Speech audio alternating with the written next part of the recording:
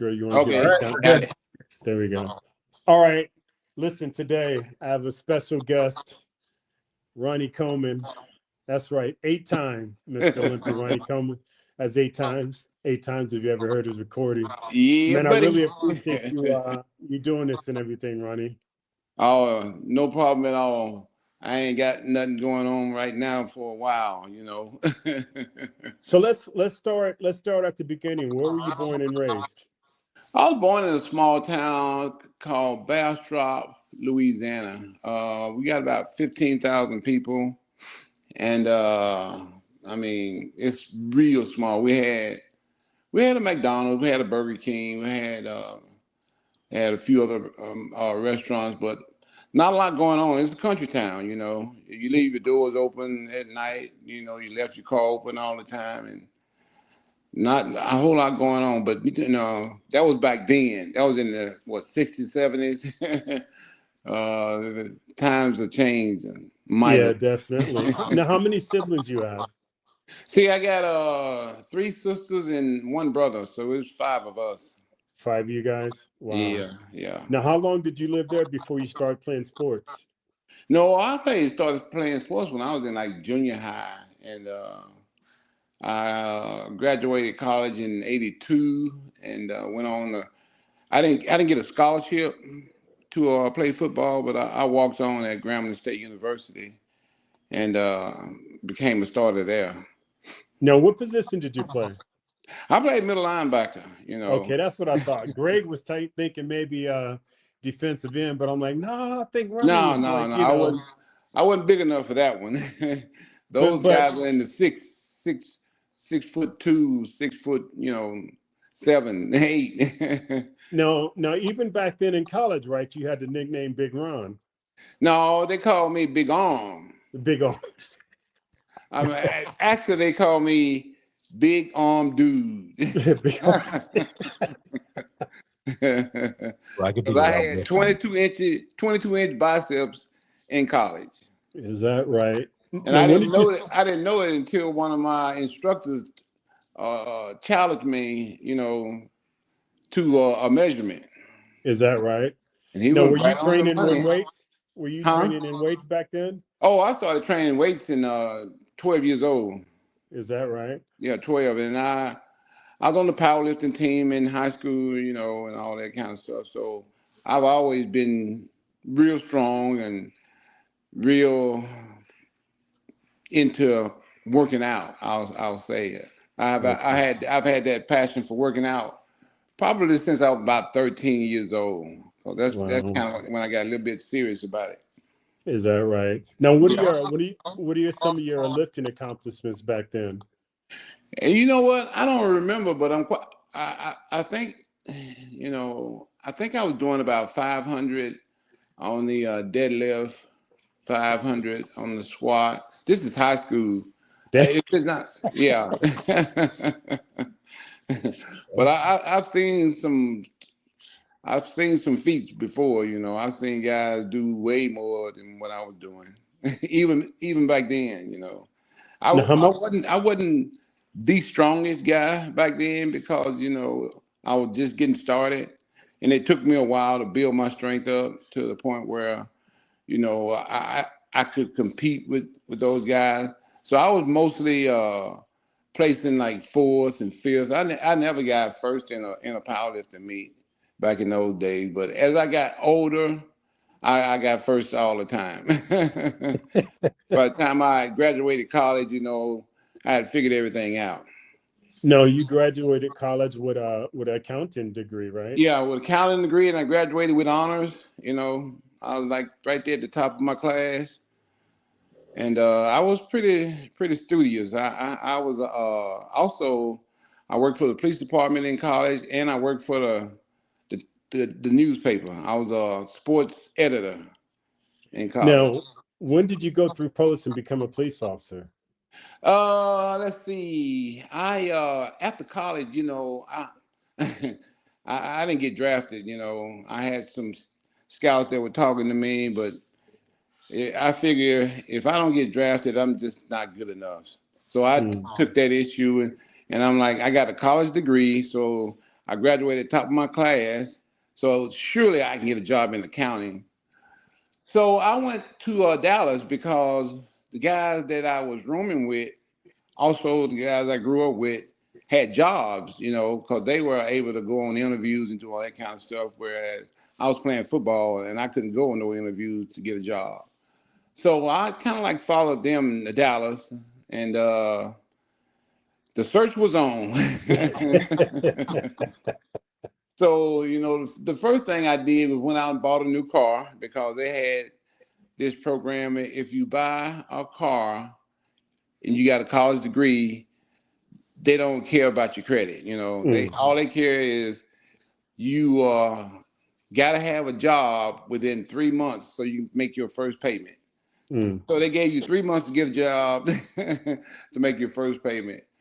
And so I'm looking for a job in accounting and nothing is biting. I'm like, man, you think with I had like almost a 4.0, close to it, like 3.7, somewhere in there, 6. And I'm like, should I get a job right away? Nope, that didn't happen. So it came time for my first car payment. I'm like, oh man, I still don't have a job yet. So I'm like, I'm gonna take the first thing that comes along now. And the first person that hired me was Domino's Pizza. Wow. And I took it.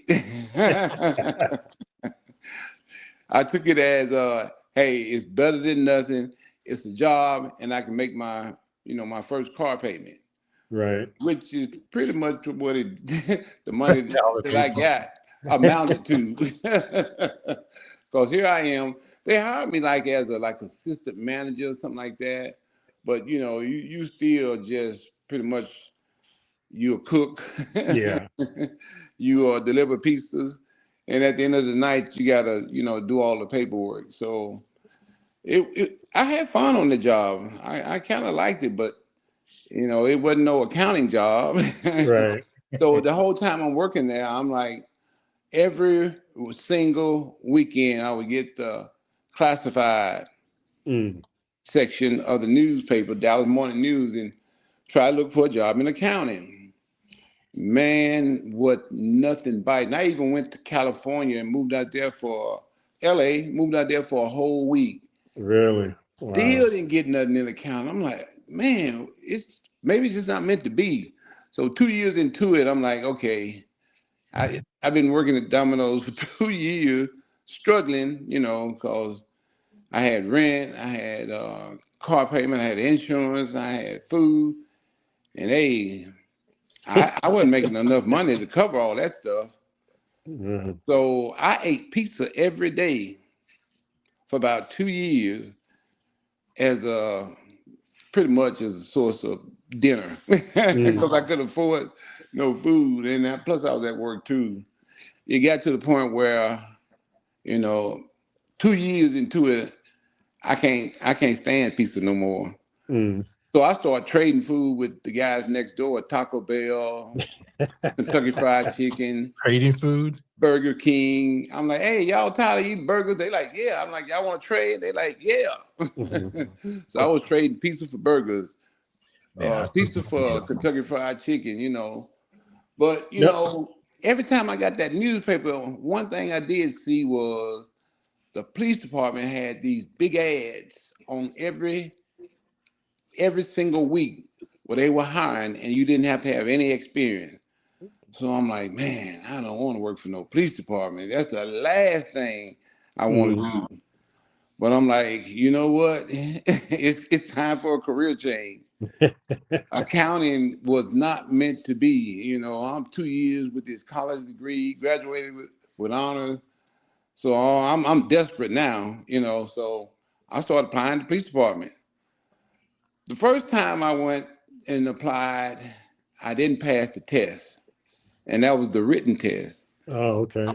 The second time I applied, in the middle of taking the test, I had to go to the bathroom. It's like God got his own reason for doing certain things. So I'm like, okay, didn't pass that test either. I just left after I went to the bathroom. So the third time, man, was flying colors. I passed everything with, you know, top of the class. We had the written test. I passed that, you know, top of the class. Then right after that, we had the physical agility, and you know I aced Yeah. Right. that. And then we had the interview right after that, and aced that too. And it took about 3 months, you know, of background. Background and everything. Yeah. And I'll never forget it. You know, I go in for the final interview, and it's like 5 people on the panel. There's a sergeant, there's a captain, there's a psychologist, and a few other people. And you know, they throwing questions at me. I mean, it was the hardest interview I had ever had in my whole life. It lasted about 2 hours. Mm. They're yelling at me, they're screaming at me, and I'm like, man, what the hell is going on? After that, after that interview, I'm like, man, I know I didn't get this job, so let me go on to another police department. You know, I spent all this time, and the guy was like, hey, tell you what we gonna do is we're gonna take our time. We're gonna let you know in about 2 weeks whether you got the job. I'm like, shit, I'm going out to find me another job. Because I know I didn't get this one. All that yelling and screaming that we just got through doing. Man, I get home, talk to my mom, tell her about it, and my phone rang, and it was them calling me. I'm like, I just left y'all, you know, about an hour ago. He's like, yeah, we got some good news for you. You've been hired. I'm like, what? I'm like, you told me 2 weeks. He's like, no, we decided on it, and we ready to hire you, and here's your start date and everything. I'm like, man, that was quick. So this was so you first started working for Dallas? Arlington, yeah, the Arlington, first, okay. yeah, because I think the first department I went to was like Farmers Branch, and you know they got so many departments here, you know, so many Yeah. cities within cities. And the second one I went to was Irving, and the third one was Arlington. I never tried Dallas. I'm like, no, that city is way too big. I tried all the small cities, you know, like I said, Farmers Branch, Irving is small, Arlington was small. I wasn't going for the big city because I'm looking for a place where I got the least amount of trouble. You know, Right. I knew Dallas had a ton of trouble. Yeah. Yeah. Now, when did you So start competing in bodybuilding? yeah, that's another story. So I go through all my training. We had 3 months at the Police Academy. TC. No, this is Oh, okay. TCJC. This is a college. I had Okay. 3 months of pretty much we going. They telling us how to, you know, about laws and stuff like that. We had training for shooting gun. We had training. We had physical agility training. You know, it's just a whole lot of mostly book work. And Okay. at the end of that, you know, you have this 200 question test, which is the state test to get your license. And I kid you not, that was the hardest test I've ever taken in my whole entire life. It was multiple choice, and every answer seemed like it was correct. Mm. So I'm just going through like any, meeny, miny, mo. When I finished taking that test, I'm like, oh no, I didn't pass that one. So here we go again. But you know, come to when I got the results back, you know, I passed it. And then we had another academy to go through, which was the Arlington Police Academy. Another 3 months of that. And it's all Damn. about the same thing, pretty much state law, city law, and all that. Wow. And after that, you have another 200 question test. You got to pass all these in order to, you know, be considered for the job. I did pretty good on that one. I pretty much aced that one, you know, because it was a lot less harder. Okay. You know, you just had to know your stuff, and I knew my stuff. So after that is another 3 months on the streets with a training officer. Yeah. CTO. FTO. Yeah, So FTO. yeah, we got 1 week on days. No, 1 month on days, 1 month on evening shift, and 1 month on And swing. midnights. Yeah. You got to work all 3 shifts, and that went pretty smooth too. So at the end of that, if you passed all those tests for all those months, they let you become an officer. Mm. And my Wow. first day on the job, I'm out riding around doing my own thing, and it was the best feeling ever because I went Man. through all this training, to get to this one spot. So Be a almost nine police officer months. on my own, doing my own thing, huh? So it So was nine almost months. nine Yeah, months. Yeah. 9 months. Man, my I think our police academy was something like 9 weeks or something like that. And it was it. Oh no, no. Everything this is this is this different. bad boy was 9 months Man. of intense training. But I I had a mean, question for you. hardcore training. Everything was hard, I had a but question for you. nothing easy. You know, there never be another Ronnie Coleman, Flex Wheeler. I mean, a big part of you guys' accomplishments, genetics has something to do with that real desire and unique gifts and abilities that each of you all was given. But I often look to Flex and I ask Flex questions about just life. There's the great athletes that you guys, I say were and I say still are. But one of the things I heard you mention is something that many of our youth are experiencing today. They go to college, make good grades, graduate, and can't find a job. And can you kind of talk a little bit about the perseverance and the willingness to do something different? Because I talk to youth all the time now that are going to college, graduating. Matter of fact, they're being serial students by going to get their master's, going to get their PhD because they can't find a job. What were you thinking in terms of? I understand you had bills to pay, Yep. the willingness, the willingness to change and do something different. Because I noticed even when you work it out, you had to make adjustments to your workouts to get the type of growth that you want. Can you kind of speak a little bit to encourage those youth that's going through the experience of I went to college, I got my master's, I can't find a job. Yeah. I was always resilient in everything I've ever did. I'm going to succeed one way or another. It's up to me to figure out how I'm going to go about it. And when I was in college, it was extremely hard. But, like I said, my whole life, I had come to the conclusion that I was going to make something out of myself. I was going to be successful regardless, of what it took. That was my whole issue, trying to become successful and make my mom proud of me for, all the things she did for me growing up. And it's like you said, genetics play a part in everything you do, but you got to come to your own conclusion about how you want to live your life. And I came to the conclusion at a real young age that I'm going to be successful in something in life, no matter what.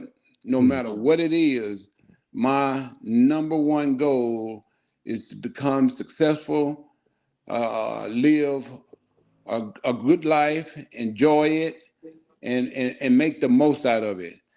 And from day one, when I set foot on that college campus, I said to myself, I have no distractions, no girlfriend, no partying. I'm here to get an education Mm. because I want to be successful. I want to make something out of my life like I promised myself, way back when I was in junior high school.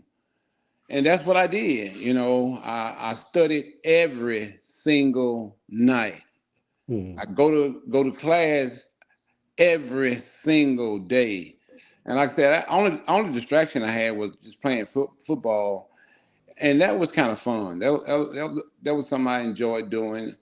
The partying thing wasn't there because that, like I said, that was a distraction, and I was here to get an education. I didn't come here to party because I got one goal: graduate. Because nobody in my family had ever graduated college. And like I said, I'm going to be the first one. I made my mind up from day one that even though I didn't plan this out right, I'm going to plan it out right now. Mm. And from day one, that's what I did. I went to class every day. I made good grades. And even if I struggled, what I would do is, every class I go into, I can pick out the smart guys. And it only took me probably about maybe 2 3 weeks to figure that out. And so when I got something that I couldn't figure out, I would go to a guy in the class that was a little bit smarter than me, and we'd figure this thing out together. Because I wanted to graduate, and I wanted to do the very best I could. And that's what I did. I made I made the honor roll, the dean's list. I made the president's list every semester because, like I said, I studied every single day. There was not a day that I went to school where I didn't get out of football practice and go start studying. I didn't have nothing else to do. Like I said, I didn't have no girlfriend. I didn't have no friends or nothing like that. And like I said, my goal was to graduate. I'm here to graduate and nothing else. And I It's kept that interesting. goal the whole time I was there. It's interesting because you say if you wasn't the smartest guy, you found out who it was. Yep. You wouldn't ask them. It seems like you took that approach, Same towards approach I took with bodybuilding you. also. You and Kevin. I'm like, these guys winning everything, man. What the hell are they doing? I need to get with them, find out so I can do it. And become like they are, successful. Good. Let me ask you, do you remember competing in the nationals? I think it was 1991. We all did the Yep. nationals. Yep, sure do. Me, Like you, it was yesterday. Kevin. Yeah, man. Paul DeMayo. Yep. I remember everybody. Chris was there, Yeah, yeah, yeah, Matt Mendenhall was there. I yeah. mean, I remember like it was yesterday. Damn, you do remember all the names. Yeah. So that mind frame, I understand. You applied it towards everything. You applied it towards training. You applied it towards bodybuilding, and it was Everything I just no. did. Yeah, If I'm yeah. gonna come up, I'm gonna come up one way or another. My goal here is to be successful no matter what. And like I say, I'm resilient to the end. I'm gonna give it my all. And I figure like, hey, if anybody else can do it, so can I. Wow. That's an incredible mind frame, bro. So let me ask you, I mean, some of these questions I know, but maybe my viewers don't. Yeah. But what was it like? Well, let's go back to when you had asked me to have Chad work with you, that you had reached out to him a couple of times. You remember that story? Oh yeah. like it was yesterday. I get asked all the time, man, do you regret telling Ronnie what you told him or putting him on? I'm like, no, I don't. It's I was just the gonna figure it out competitor one in way me. or another, huh? Yeah, you were. It was just a competitor in me. But can you tell that story? Yeah. See, at the time, this was 1998. I remember it like it was yesterday too. And it was right before 98 season got started. Me and you, like we always talk. We always had Yeah, yeah, we conversations about always good friends. Yeah. something. And the start of that year, you was like, man, who you working with to do your diet and your nutrition and all that kind of stuff? I'm like, dude, nobody, myself. You like, man, you need to get with this guy, Chad Nichols. He's real smart. He know what he's doing.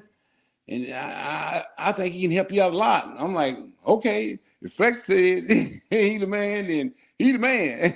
'Cause like I said, you was always on top of everything. So I called Chad, my first time, like you told me. And I'm waiting on him to call me back. I'm waiting a day. I'm waiting another day. I'm waiting another day. I'm waiting another day. And I'm like, damn, this dude ain't calling me back. So I call you back. I'm like, man, why you give me this guy's number to call him? And he ain't calling me back. And you was like, no, man, that's just the way he is. You just got to keep calling. Keep calling. He'll call you back. So I took your advice and I called him again. And after the second time I called him, he finally called me back. Mm. And, of course, the first couple of times, we got together, the first few shows, he wasn't able to make it. And he just told me what to do, and I pretty much did what he said. I think the first time we actually hooked up and did a show together was the Mr. Olympia. The other show, he Actually, did no, I think Night of it was it Champions. was it was the remember, because the first show you ever beat me in was the Canada Cup. I wasn't working with him then. Oh, really? No. Damn. I didn't start working with Okay. him until 1998. I Okay. think Okay. I beat you in 96, 97. 97. Yeah, 97, because it was a Canada Cup, and then we went to Miami, You and won. I won that one. Then And we then went you to went the to Night of Champions. United Champions. Yeah. So it was the following show, 98. You guys hooked up. You're right. Yeah. It was 90. It was 90, 98. Yeah, 98. 98. Yeah, See, the 98. first show I did in 98 was I think San Francisco. I think Kevin won. And then we did Canada again. I won. And then we did Night of Champions. I won. Yeah. Yeah. And then me and Chad hooked up at the Olympia that year. I think that was the first time we had ever hooked up where he was there. Other times it was just him calling me on the phone, telling me what to do, but not to do, and all this kind of stuff. Yeah, man. And I tell you, it was a whole different you when you showed up in 98. And I remember, because like in the prejudging, we were never matched up against each other. And I was looking at you from the rear, and I was like, man, this dude back is more straight than mine is. How come they never talk about this dude? And next thing you know, after prejudging, we get matched up, and man, I'm like, something going on here, and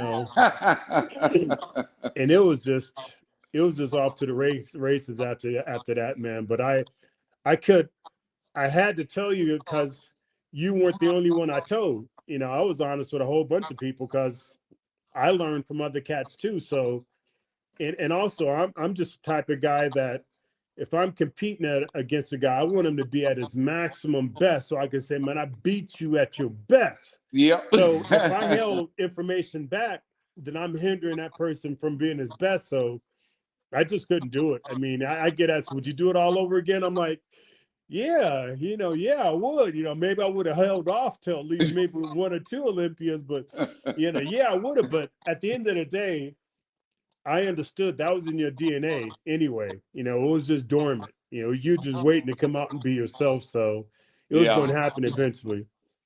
Yeah.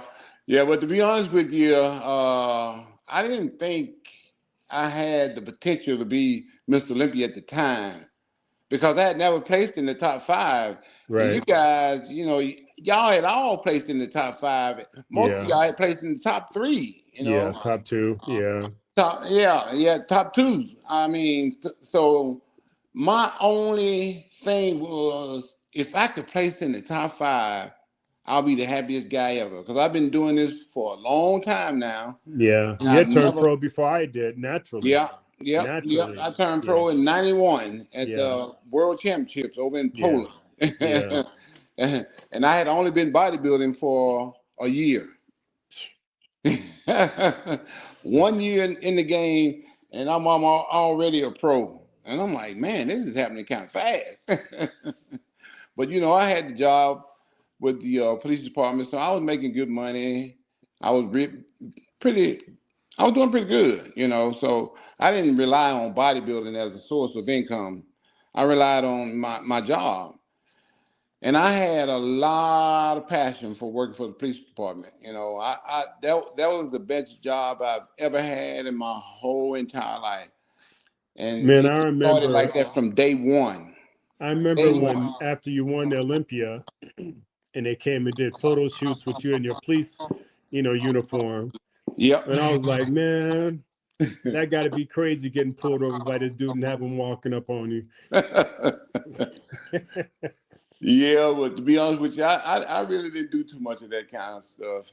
Most of the time, I was out there just answering calls, you know, showing up on domestic, showing up on disturbances, doing uh, mostly traffic accidents.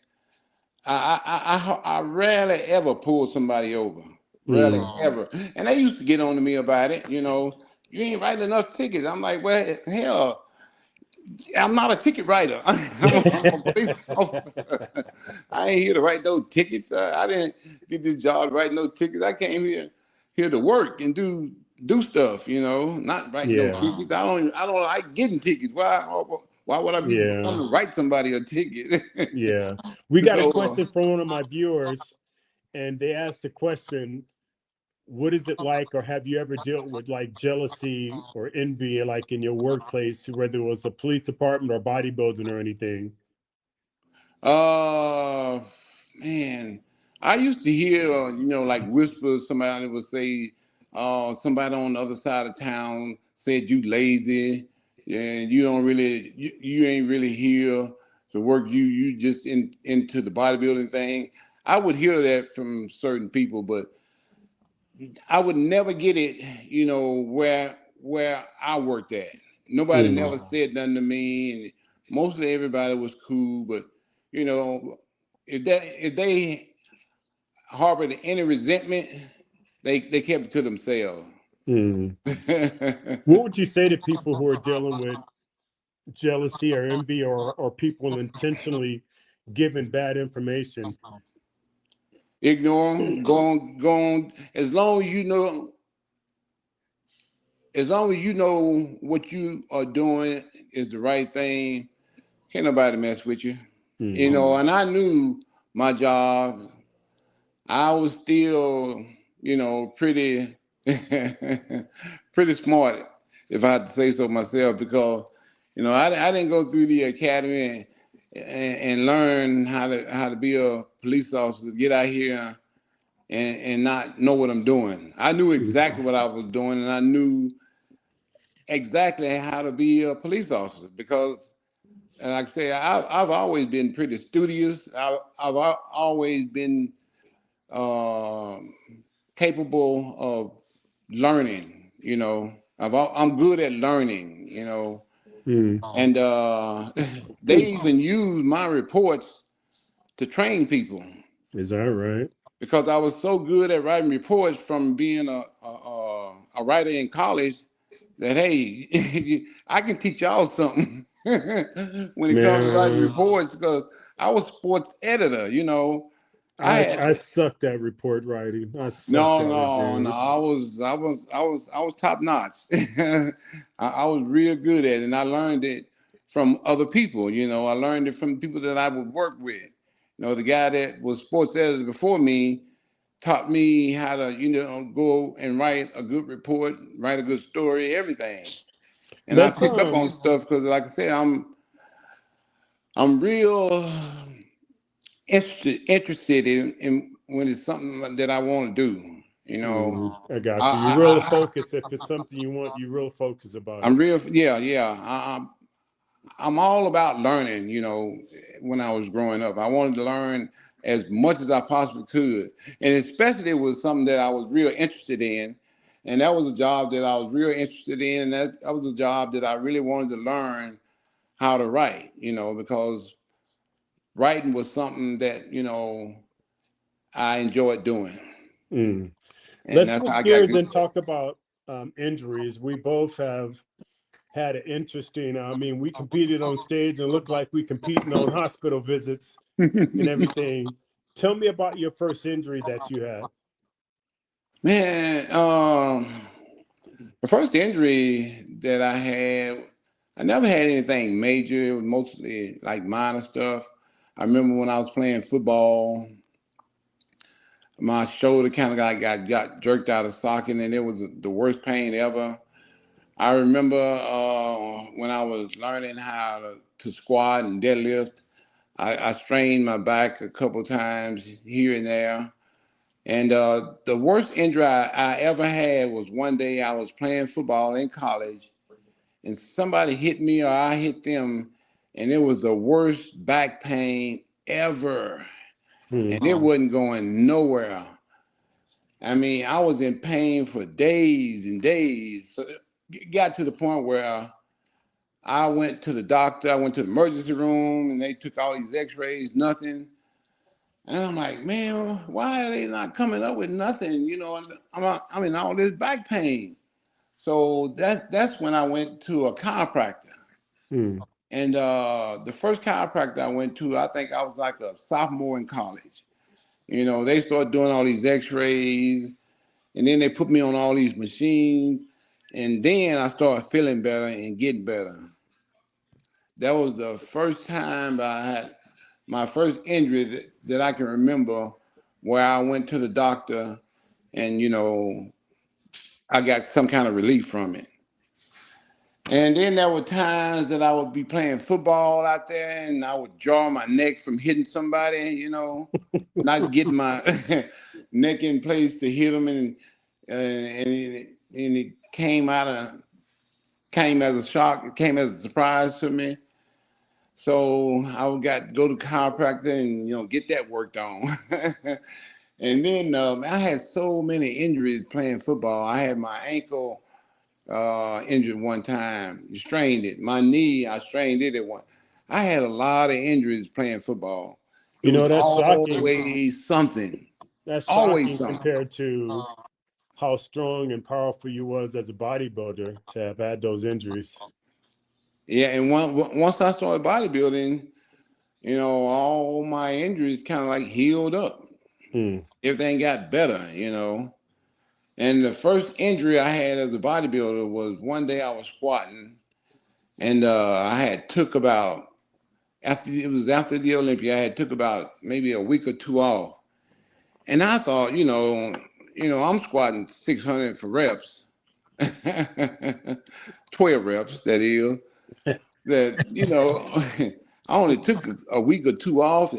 I should still be able to do 600 for 12 again. And man, was I wrong. That week took a lot out of me. And here I am, I'm squatting and I'm coming up on rep number like 7, 8, something like that. And I'm straining and I'm struggling. And all of a sudden I hear a loud pop, bang. And I didn't know what had happened. And the first thing I did was dump it away because it kind of scared me. And then it was a guy spotting me. I'm like, dude, did you hear that loud bang? He's like, yeah, man, I heard it too. Wow. As soon as I said that, a sharp pain went down my leg, and I'm like, oh boy, I'm done with squats. So I just went to the next exercise, which was leg press, and then I think I did walking lunges, and then I, had a couple of hamstring exercises left. I did them.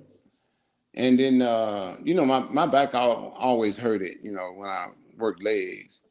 But by the time I got home and took a shower, it was always gone, and I was back to normal. Well, this day, I get home, I take my shower, and I'm on my way to work, and my back is still hurting. I'm like, oh boy, something is wrong. So instead of going to work, I go to the emergency room because you know your body. Man, I get to the emergency room, they doing all these x-rays, and they like, man, we can't really find anything. And I'm like, what? I'm like, why am I in all this pain? They like, well, we think you need to do an MRI. So I'm like, okay. So the next day I go to MRI, come to find out I got a herniated disc. Mm. I'm like, oh man, I got the Arnold Classic I'm getting ready for, and this is my first time ever doing it. So, I got to get better. Like, well, you might have to do surgery, but if I were you, I rehabilitated it, by just working out.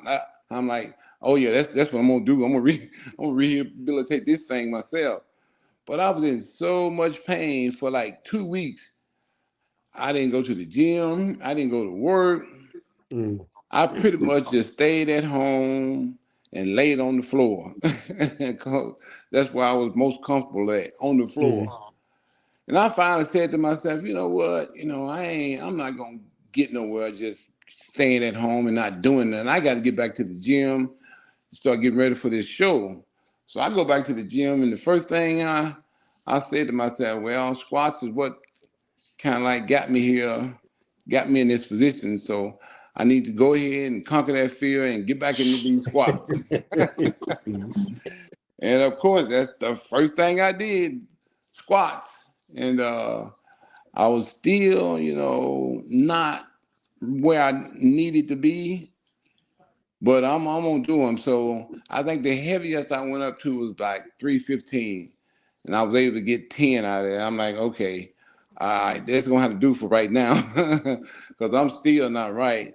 Mm. So I rehabilitated myself in the gym, and got back to it, and ended up making the show, getting back on stage. And I think it took me about almost 2 years to get back to myself, get back to being strong again. Because Ron, I about had 2 years later, I was deadlifting 800 pounds for reps. so Ronnie, one of the things that we are really passionate about, what I do professionally, is we are really trying to engage um, men and seniors. They're in their 50s, 60s, and 70s. They get older. One Yeah, of the things that Flex has emphasized to us is that, particularly as a man, you got to do everything you can to maintain a strong base. If you have a strong base, you're able to function. yeah. So, based upon what you just said, do you think it's possible, or do you recommend for those that are seniors in their 60s, in their 70s, to have some type of weight regimen, strength resisting, so that they can help continue to build their bodies and possibly heal their bodies? Do you think that strength training for seniors is a good idea? I think it's the best idea ever because I'm in my 60s also, and I just recently went through a real bad health scare. I came down with sepsis. I don't know how, but yeah, it's a bad thing to go through, and it's a very very painful thing to go through. Ronnie, And I know you're going to talk about that, and I wanted to talk about it. Could you, before you tell us what happened, could you explain how it came on and the role that your daughter played in that? oh yeah, yeah, yeah. Well, my daughter always wanted to go places with me, and she would always say, "Can I go with you this week? Can I go with you this week?" I'm always saying, "No, no, no." And I'm like, okay, I'm gonna have to finally take her on a trip. So this was a trip I decided to take her on. This one where I kind of got, like I said, got a little health issue going on. So first of all, it started out that day. It was a good day. I remember going to breakfast. I'm feeling good. I'm all good. And then I go from breakfast to the seminar, which was right after breakfast.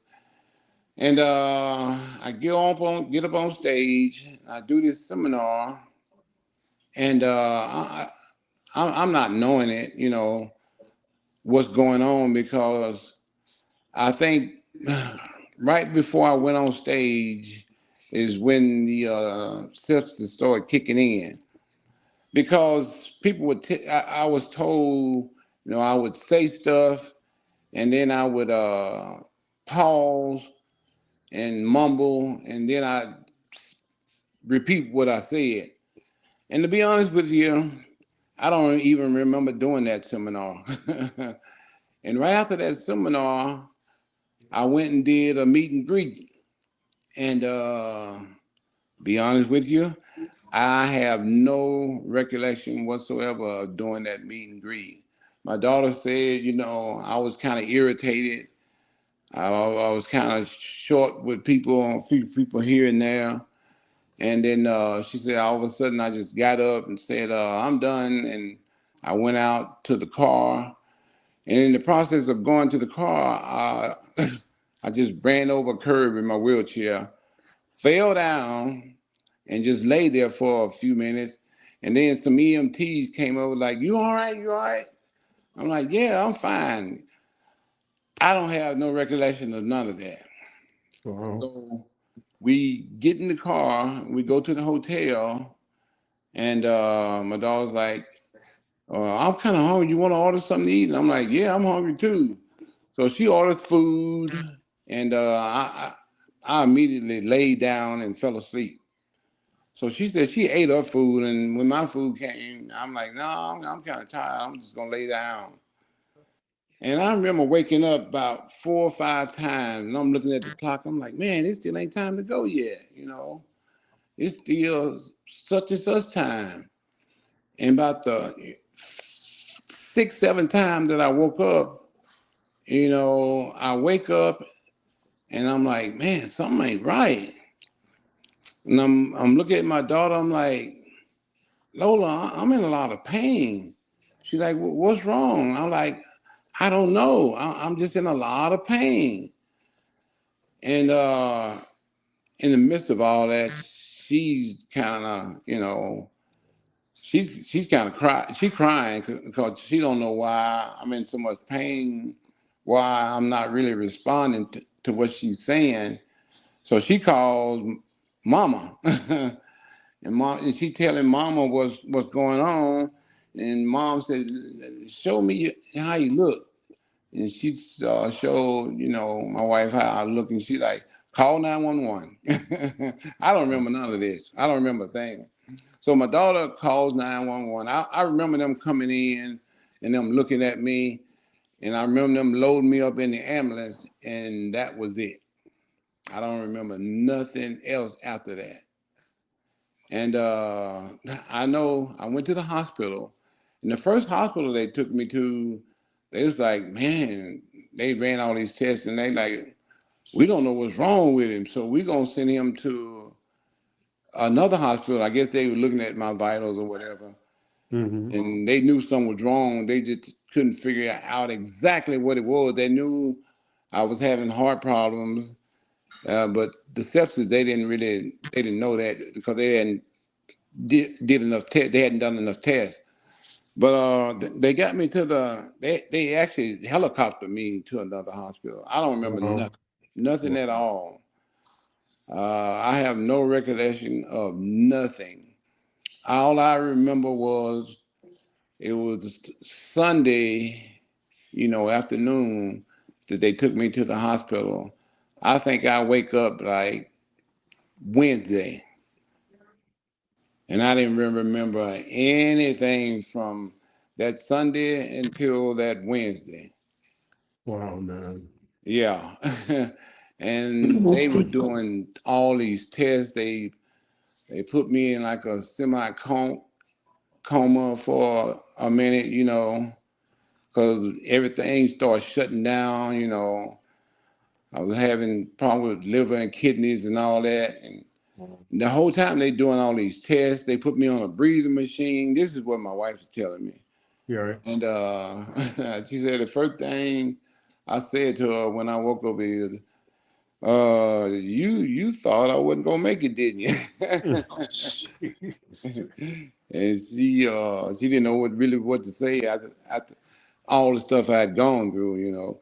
She could explain to you more about what happened to me than I can, because like I said, I didn't remember anything from that Wow. Sunday till Wednesday. Wow. But That's the process, they found out, that I contracted sepsis, and my heart failed. So, if you don't mind, I know when you finally called me and you told me about the heart problem and that it was working 20%. My heart been working at 20% for the last 2 years. You're right side. The the I think it was the left ventricular. Okay. I wrote it down. And you felt fine. You were training. You were I was traveling. You training were every doing day. I was cardio. traveling. I was doing cardio for like an hour. I was working out for like an hour. Everything at 20% for 2 years. Never had any issues whatsoever. Felt fine. Uh, Nothing. I didn't get no warning signs or nothing that my heart was working at 20% for 2 years.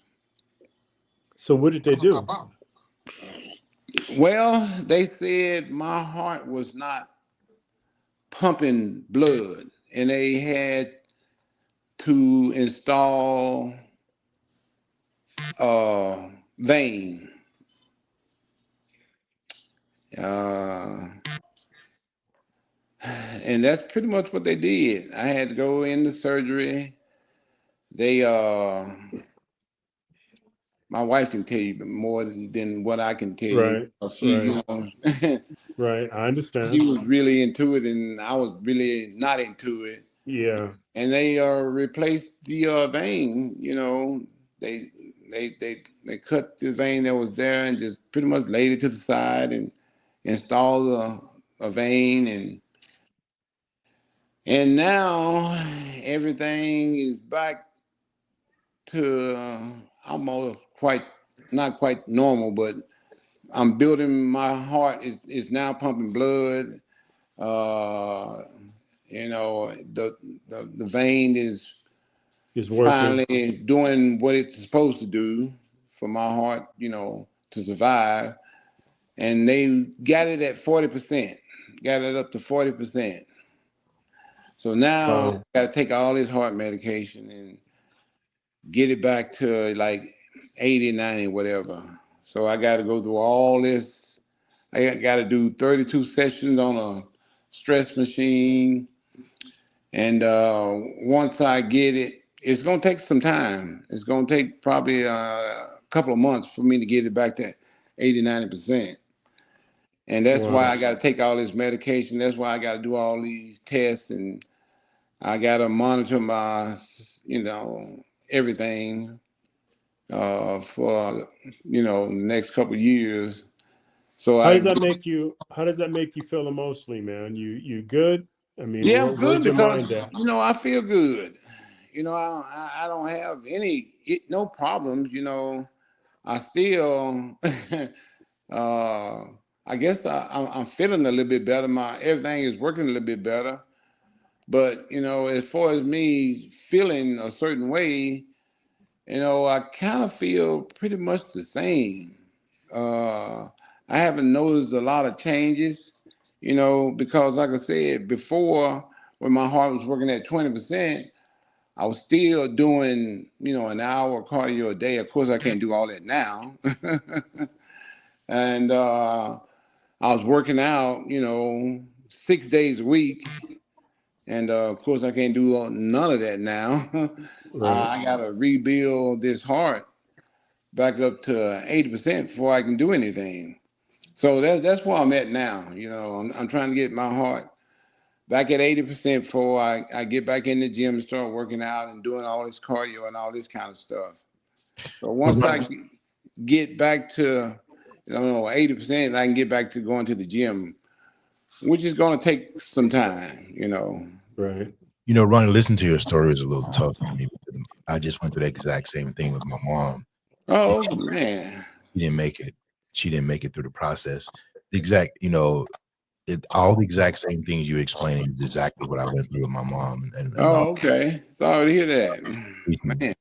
but one of the things I want to bring out and really for everybody, you know, all the studies say that men with wives live longer lives, and that they end up more happier. And I'm sitting there and listening to you refer to your wife again and again. My wife knows, my wife knows, my wife. Yeah, you tell you a lot. So just kind of speak to that, you know, because do you think that you will be able to function the way you are functioning? And do you believe you'll be able to have the quality of life you can still have if you did not have a wife? How important is your wife, particularly as you mature? Oh man, I say probably like 100%. uh, my wife and my family is pretty much everything, you know. Like I said, I probably wouldn't be here if it wasn't for my daughter because, like I said, once I told her I was in a lot of pain, I don't remember anything after that. Uh, I think I kind of went to semi unconscious after I said that. You know, I was in so much pain, it just kind of like knocked me out.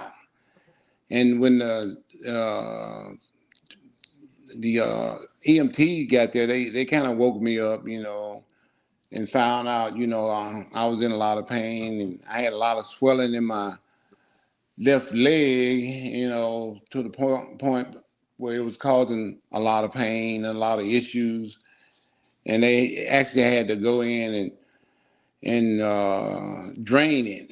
And so it made this big cut and they drained it. And it's still, you know, not healed up.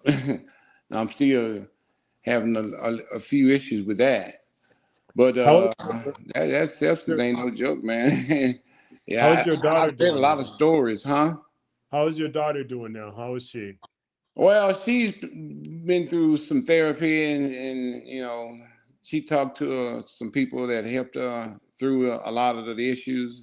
Yeah, So she's doing real good, you know. yeah. She's back. She pretty much back to normal. But for a minute there, she was struggling with you know everything going on. Me being in Come the on, house. man. I mean, you know, she She's got only a 12, yeah, 13. I mean 13. yeah. She got a father that looked like Superman, and all girls think their daddy's a Superman. So for her to the actually and she's seen you go through a lot. I mean, I Yep, know she's seen you in exactly. life, just what you had to deal with to be there one on one with you. You know, that had to be you know, a very scary time for her. Yeah, very scary. And but no, she like I said, she got some therapy and she talked to some people that helped her, you know, get through all the issues that she was going through. And It's- she's on point now. And like I said, if it wasn't for my wife and my kid, man, I wouldn't be here. Hey, so I have a I wouldn't be as strong as I am. So my wife and my kids are pretty much everything for me, you know. So, you know, my wife does everything. She Right. takes care of me like uh, uh, she got two sons. She take care of me like she take care of her two sons, you know, growing up and everything. so Does everything for me. so Ronnie, you know, and I tell Flex this is that you guys, I think that you still have the power to impact more people in the future than you have in your past because of the challenges that you have and you're being champions through those Hmm. challenges. Even one Yep. of you are weathering, y'all still you still at it. And there's so many people in America that are maturing and they're dealing with a lot of issues. You mentioned the Yep. word therapy, right? Getting your daughter therapy. Yeah. Hmm. What are your thoughts on that? Have you considered therapy or yourself? Do you recommend therapy as we are because we're doing a lot of the Well, things you know, back to our yeah. childhood. What are your thoughts about that? I think it's a good thing, you know, but I'm at a point where now, you know, I've seen so much and I've been through so much, you know, I've gone through so much all my 60 some years of being here that I'm at a point where I know what's going on. You know, I know why things are happening. I know because I've been religious and faithful, you know, Speak my on it. whole entire life. You know, Speak on it, brother. Speak on it. I've understood my reasons for being here. I've understood reasons for things happening to me, and everything pretty much revolves around my faith. And always had a strong faith in God. And I tell people every chance I get, God is running everything. God is the reason why we're here. And God has a purpose for everybody on this earth. None of us asked to be here. We are all here because God put us here, and He put us all here for a reason. Reason. We all have a calling. We all have a career. We all have a purpose in life. And soon as I went through what I went through, I knew then and there that I'm still fulfilling God's will. And that's why I'm still here. We all gonna leave this earth at a time that God is pretty much done with us. Mm. We are all here still fulfilling His purpose for us. And it took me a long time to figure all of this out. But after I won the Olympia and after I, graduated from college and been through all the things I've been through, I've always understood my purpose, my reason for being here, my calling for being here. And that's what, life is all about, pretty much. Brother, I want to give you an opportunity. I got your shirt on, if they can see it here. If you can talk to people about how they can get their shirt and how they can support you and your calling now with sepsis. Yeah, because at the time I got it, I had no idea what it was all about. I didn't even know it existed. So we decided to, do something about it. So, I think, that was another purpose for me being here. Yeah. To make people aware of sepsis. And they said the sooner you find out about it, the greater chance that you have to, survive. Surviving it. And I pretty much found out about mine as soon as I got hit. And that's why, I survived. A lot of people don't survive it. And I can understand why, because it is devastating. it's a hard thing to go through. And so we decided to, start this sepsis awareness by this, like I said, Ronnie Strong, because I was strong enough to get through this thing. And we're trying to make everybody aware of it, because like I said, awareness makes survival chances that much greater. So what we're doing is we're raising money for sepsis awareness by selling this T-shirt. And it's been going real good. I've been getting a lot of positive feedback. And we just making people aware of it so they can survive it, like I did. So We're that's trying to what get that's all about. So we we're also doing some other things too. Like we have a deadlift contest coming up. We're gonna have a softball game coming up to raise money for sepsis awareness. And then all the money we are making, we're going to give it back to Sepsis Alliance. So they're kind of like going in with us on it. one of the big things funny is people even knowing that's what it is. They dealt with my mom for quite a while before they figured out that's what it was, because hers had developed an ulcer and they couldn't figure out what was going on. Yeah, They exactly. couldn't figure out what was going on. And it was a smaller town. So you're fortunate to get to a place, and we thank God for that you were fortunate to get to a place that they would identify it. But unfortunately, a lot of people that haven't had those experiences, the issue is they don't have the proper tools or equipment or experience to even identify what it is. Yeah, yeah. And that's what happened with my mom. It's just they couldn't figure out what it was until it was too late. Yeah, well, see, with me is I have two sisters that are nurses, and my sister, you know, soon as she heard what I was going through, she's like, "It's got to be sepsis." She's like, "They need to test him for that." You know, my other sister was here. She's a doctor now, but she was like, "Tell him that that's what it is. They need to test him for that." And because I had two sisters that are nurses, they found out, you know, what it was right away. Yeah, You know, that's a blessing, matter brother. of fact, her son had sepsis like a year, maybe a year or two ago, and he was in the hospital for a whole month My mom with was. everything shutting down on him, They and he couldn't figure it out. survived it too.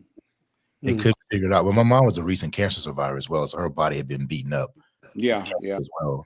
But they could. I'm gonna try to get a physician on to give us some more detail about that in the future, and we'll yeah, continue to make sure we promote it. But they could not figure out what was wrong, yeah, and there was a nurse who had some experience that came in from Puerto Rico, and the nurse told the doctor what it was the day before, and they yeah, ran some tests and determining what it was. They tried to move her, but it was too. Her body couldn't even handle being moved. She had yeah. been at that time. So we're Yeah, very like I said, I was very fortunate that I had two sisters that were nurses, and my sister that was already here back home. One of my sisters was there with me. You know, soon as it happened, my other sister that that figured out what it was and told them to test me for that is the reason why I survived, because they found it right as it happened. You know, pretty much. Well, man, listen, Ronnie, you know, it was an honor to build a friendship with you, you know, before you went on your tear. It was an honor to stand on stage and do fierce battle with the greatest Mr. Olympia of all times. You know, I know you've been through a lot of health Yeah, problems, and you beat buddy. them all. You know, we were just texting about our health problems on Father's Day, about how God has been good to us and allowed Yep, us to be able yep, to get yep, through this. I completely agree with you. I know what my purpose is. I understand yep, why I go through things. I yep. I do understand why too. he allowed us to be able to do these great things. Yep, I just want to say, exactly. man, you know, you always have been and you always will be a true friend of mine. It's an honor to have had you on my show to be a guest. And Yeah, yeah, buddy. You know, I feel the same way. I mean, I like I said, you know, you've helped me get to where I am today. So I'm well, always gonna be there for you. We always well, gonna be good friends always, brother, always, man. I love forever. you. I love you. God bless you, man. And thank you so much, Love you too, Ronnie, my brother. brother. All right, man. Thank you. God bless you too. Thank you, brother. Thank you. Appreciate There you go. And there's another edition of Flex Wheeler podcast here. I appreciate it. I hope you guys enjoyed this incredible interview with Ronnie Coleman. Thank you again, Ronnie, for being my guest, and we see you guys next time. Oh yeah.